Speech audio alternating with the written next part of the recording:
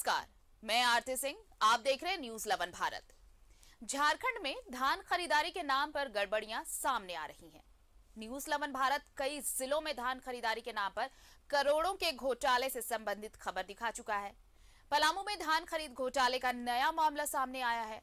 Corona महामारी के दौरान जब लॉकडाउन था, घर से लोगों के निकलने पर रोक थी, गाड़ियों का परिचालन बंद था, उस दौरान भारतीय खाद्य निगम यानी एफसीआई के 3 अफसरों ने मिलकर धान खरीद के नाम पर करोड़ों का घोटाला किया।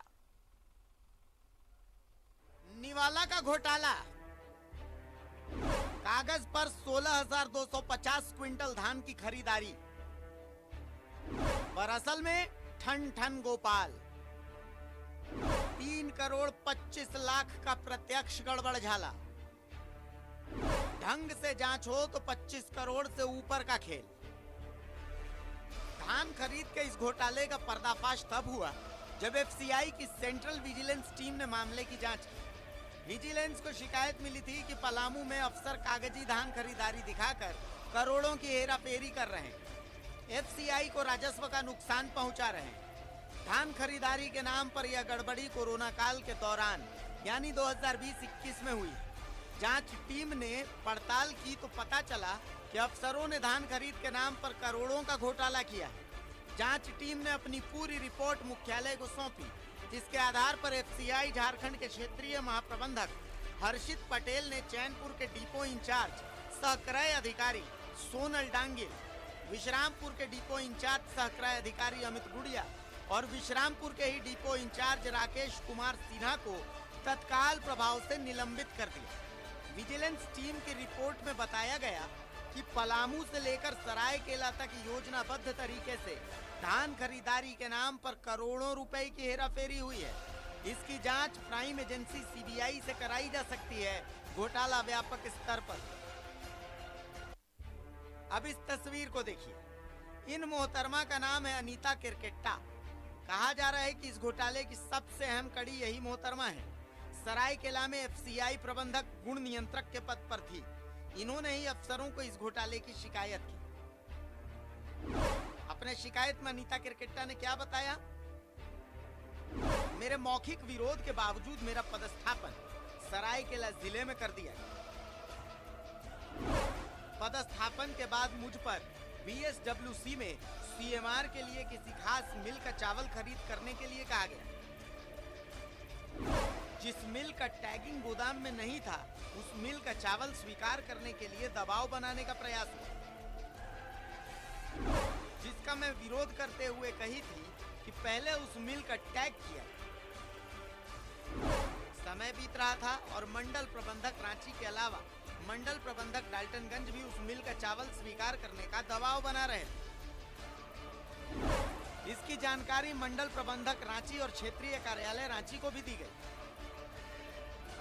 16 फरवरी 2022 को आरपीआर मीटिंग के बाद महाप्रबंधक भारतीय खाद्य निगम क्षेत्रीय कार्यालय रांची के हर्षित सिंह ने मीटिंग बुलाई।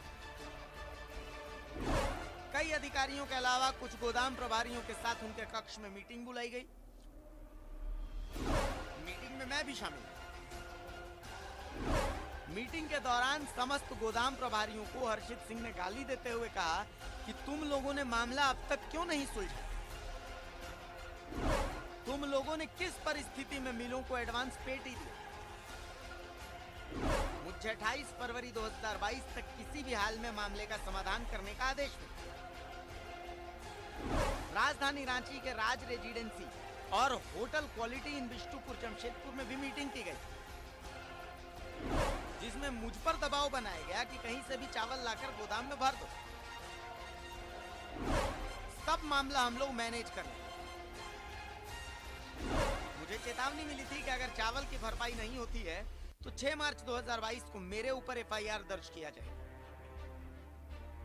तो ये बयान इन महोदया का था, यानी महोदया भ्रष्टाचार के खिलाफ आवाज उठा रही हैं। आप तो यही सोचेंगे। खैर, अब ये देखिए, किसी यंग इंटरप्राइजेज और एफसीआई के बीच का ये एमओयू। आखिर ये यंग इंटरप्राइजेज किसकी कंपनी है? एफसीआई तो मिल से एमओयू करता है। आखिर क्या जरूरत पड़ी किसी बीच की कंपनी से एफसीआई ने एमओयू किया?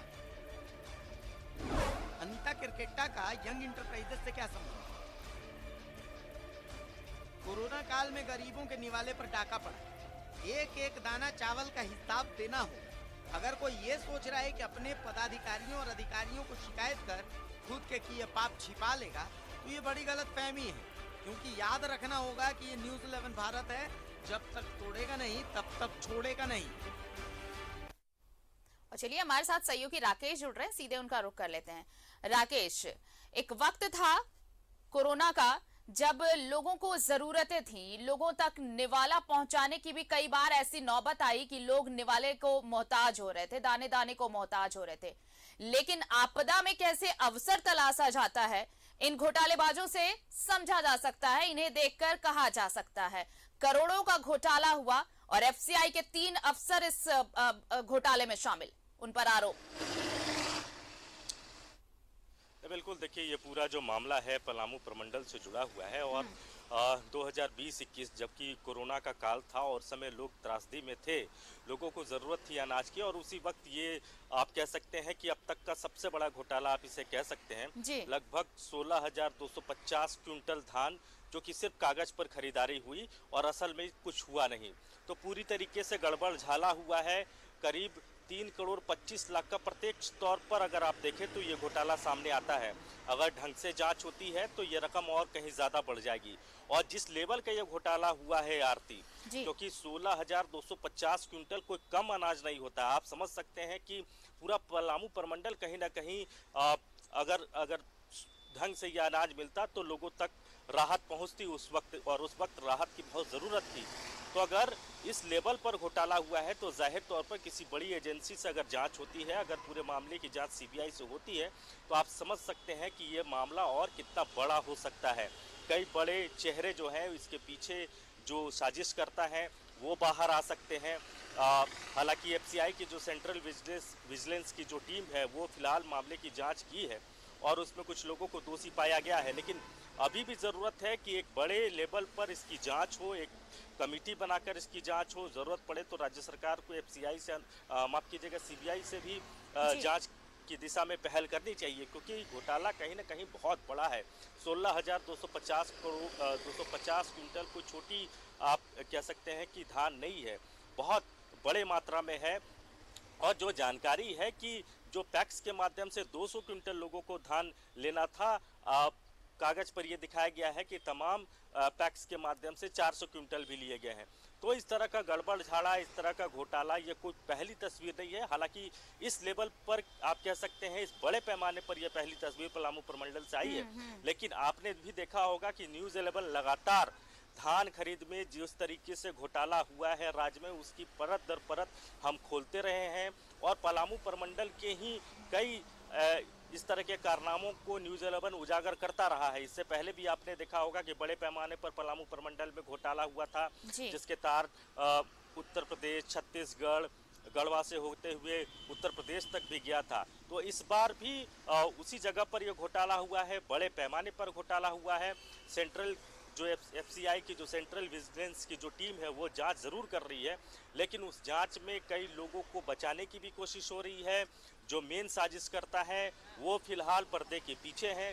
ज़रूरत है एक बड़ी एजेंसी से जांच कराने की। अगर ज़रूरत पड़े तो राज्य सरकार को सीबीआई तक भी जाना चाहिए, अनुशंसा होनी चाहिए राज्य सरकार के तरफ से, क्योंकि घोटाला काफी बड़ा है और इस घोटाले में कई सफेद पोश चेहरे भी हैं जिनको सामने आने की जरूरत है। आरती, बिल्कुल, और इसके लिए एक व्यापक जांच की तो जरूरत है और एक हाई लेवल इन्वेस्टिगेशन की जरूरत होगी, क्योंकि इतना बड़ा घोटाला जिसमें ऊपर जो कहते हैं वरीय अधिकारी तक का नाम सामने आ रहा है, तो एक जांच ऐसी होनी चाहिए, व्यापक जांच होनी चाहिए, जिससे ये जो सफेद पोश हैं उनका चेहरा सामने आ सके। बहुत बहुत शुक्रिया राकेश तमाम जानकारी के लिए आपका।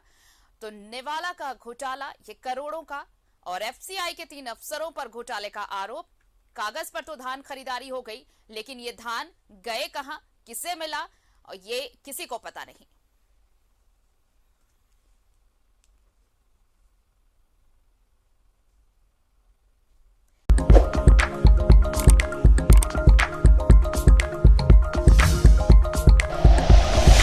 Like and share videos, subscribe करें हमारा चैनल और प्रेस करें बेल आइकॉन। न्यूज़ 11 भारत, सच है तो दिखेगा।